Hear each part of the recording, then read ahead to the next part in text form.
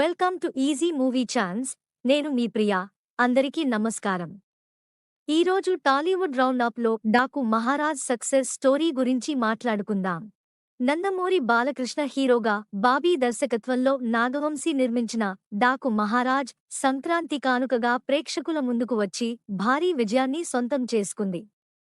100 కోట్లకు మించి వసూళ్లు సాధించి ఇప్పటికే పలు ఏరియాల్లో బ్రేక్ ఈవెన్ సాధించిన ఈ సినిమా లాంగ్ రన్లో భారీ వసూళ్లు సొంతం చేసుకుని బాలకృష్ణ కెరీర్లో అతి పెద్ద విజయాన్ని నమోదు చేసే అవకాశాలు ఉన్నాయని తెలుస్తోంది.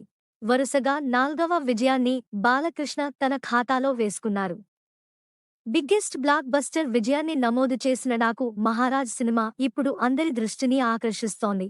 డాకు మహారాజ్ ఇంతటి సక్సెస్ ని సొంతం చేసుకోవడంలో కొన్ని అంశాలు కీలకంగా ఉన్నాయి.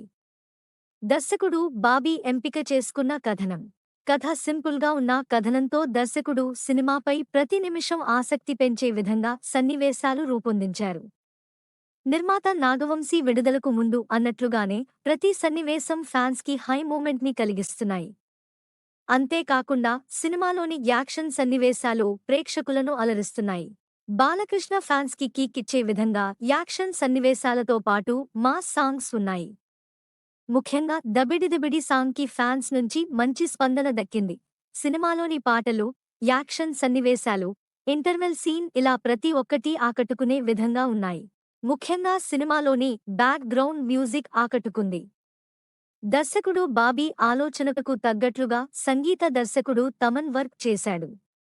పాటలతో పాటు బ్యాక్ గ్రౌండ్ స్కోర్తో తమన్ ప్రేక్షకులకు కిక్ ఇచ్చాడు. ఇక నిర్మాత నాగవంశీ ఈ సినిమాను ప్రమోట్ చేసిన తీరు బాగుంది. విడుదలకు ముందు సాధ్యం అయినంత ఎక్కువగా సినిమాను వార్తల్లో ఉండేలా చేశాడు. సందర్భానుసారంగా సినిమా ఈవెంట్స్ ని నిర్వహించారు. ఏకంగా అమెరికాలోనూ సినిమా ఈవెంట్స్ నిర్వహించడం వల్ల అంచనాలు పెంచారు. నెక్స్ట్ టాలీవుడ్ రౌండప్లో ఇంకో సినిమా గురించి మాట్లాడుకుందాం. Thank you for watching. మీలో చాలామంది నా వీడియోస్ చూస్తున్నారు కానీ సబ్స్క్రైబ్ చేయట్లేదు. సబ్స్క్రైబ్ చేసి కింద బెల్ ఐకాన్ క్లిక్ చేయండి.